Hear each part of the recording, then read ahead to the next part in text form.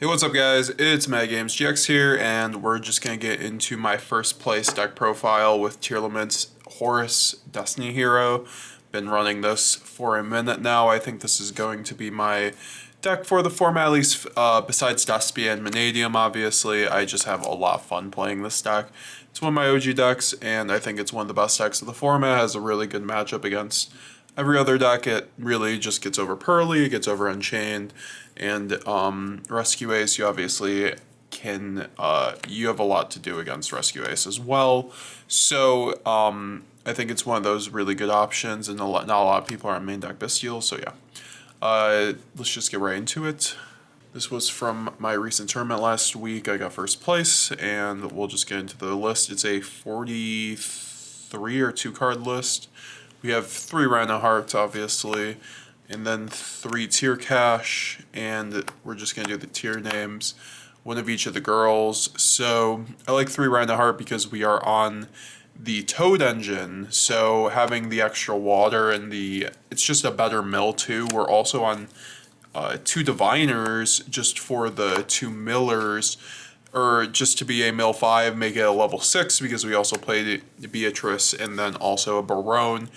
However, I think this card's a way better normal summon than Rhino Heart. However, when you run the Toad package with Bahamut, it's way better of a card than Beatrice because this just, a lot of the time you just overlay 2 of these and that gets you into the Bahamut, and Bahamut's really good in this deck because you can link that off.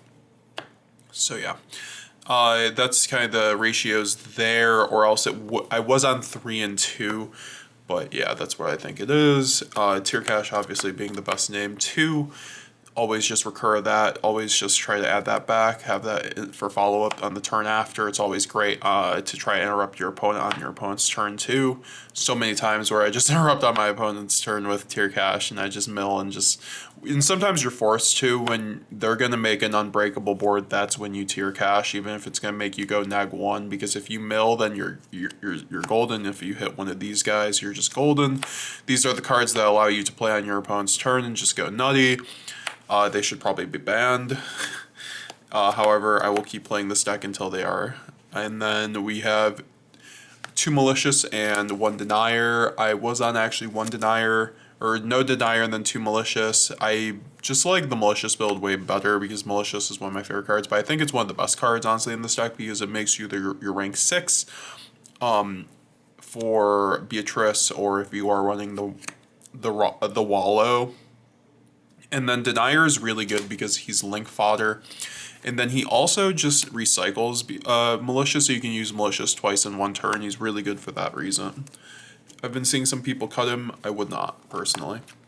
And then we are on 2 Nessie, actually, at +1 Mothman.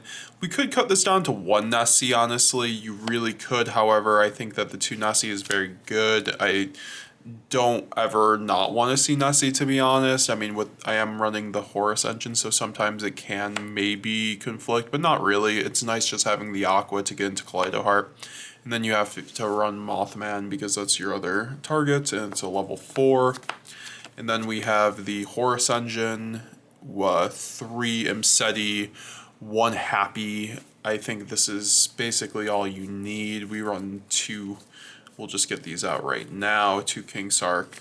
So I think Horus is a really good engine in this deck because it allows you to go into cards such as Zombie Vampire and just be able to mill for both you and your opponent. Allows you to set up Graveyard and then steal one of the monsters and special summon it. So if you mill like a Diviner, or if you mill a Rhino Heart, or if you mill a Tier Cash, you get, or even a Murley, you get their special summon effects too.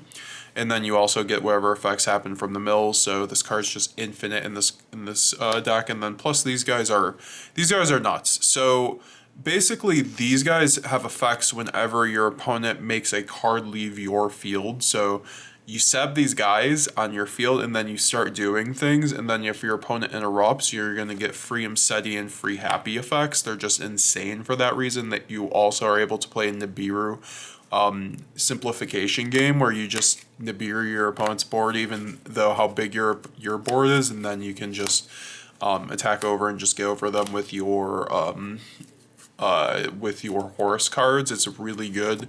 And like I said, for the rank 8, and then just for link plays in general, I think these cards are incredible. They're really good for unbricking your hand as well. Imseti's a the biggest Ash magnet I've ever seen in my life, for better or for worse.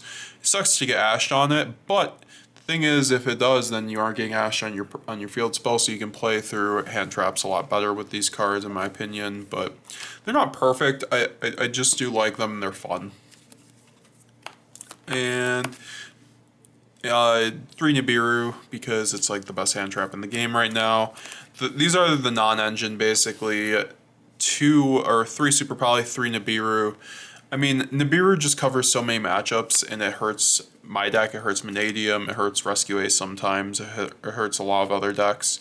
And Super Poly just obviously cleans up all boards. You can run the Guilty Gear Freed. I'm currently not on that, but you can.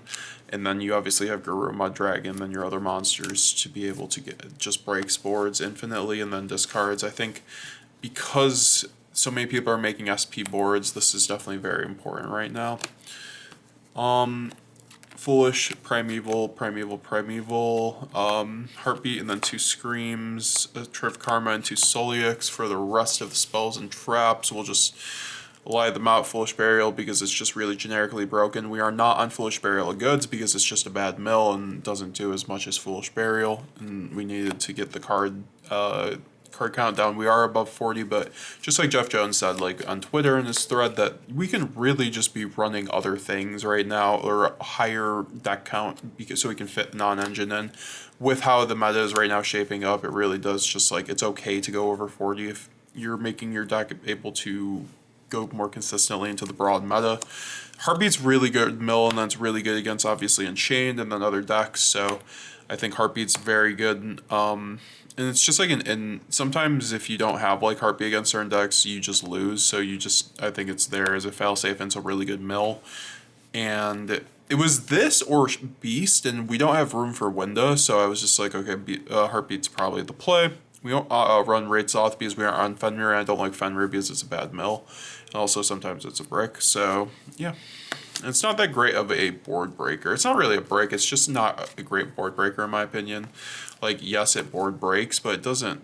I'd rather have a Pankratops. So 3 Ash we're going into the extra deck before the side deck, folks. So we are going to get into the fusions. Obviously, we run the Kaleido Heart. It's why we run the deck. Just like bring back Kalos Konami and ban Kaleido Heart, just like Justin Schulenberg said, honestly. And then 1 Dracostapelia, 1 Mud Dragon, 1 Dangerous, and 1 Garura. These are really just like the Mud Drag or the other fusions you make. This is an extender with Dangerous because you run the Malicious. You can also fuse off of Denier, don't forget that.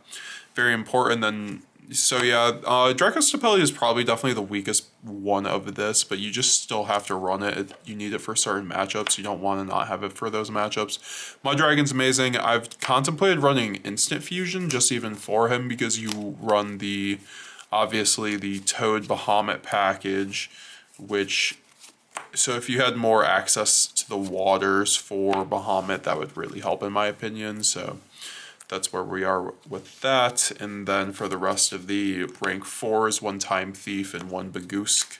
So Time Thief is just like, it's a 4th tier name essentially. This is how you get your fusions, and then also it's broken. You basically win the game when you rip a spell or a trap, so it's just really good for that. And you rip apart your opponent's deck slightly. It's just an incredible card. And so that's why we run it. And then 1 Bagooska because you need this against Flunderies, and I don't want to lose my game 1s against Flunderies. And also there's a lot of times where you can end on a board where you get hand trapped, but you can still end on like Soliak Bagooska and then like Pearl or like Kaleido Heart, and then you can still just play, you can make your opponent commit to the Bagooska. And then you tribute with Soliak, and then you are able to just get just break the board, or you're just able to play from there. Really broken. I think Justin Schulenberg is the one who said that first, so shout out to him. Plastic Seed, Beatrice, it's one of the reasons we run the deck. It's the best Beatrice deck. You're able to send anything. It's just one of the best cards. We were running Wallow, but I don't know, it doesn't come up enough because I'm currently also on another thing that fills the wallow slot, and then also one zombie vampire. Obviously, we talked about that. It's very good. A lot of the time just gets linked off for the SP to break a board eventually, but it's still very good. Gets your engine going. It's why you're almost able to pop off every game, because you have the Horus engine, if not the tier engine, one Baron, because we don't like losing to evenly in hand traps. And Nibiru, we try to make this under 5 as much as we can. Sometimes we can't, but a lot of the time you can. So same with the Toad.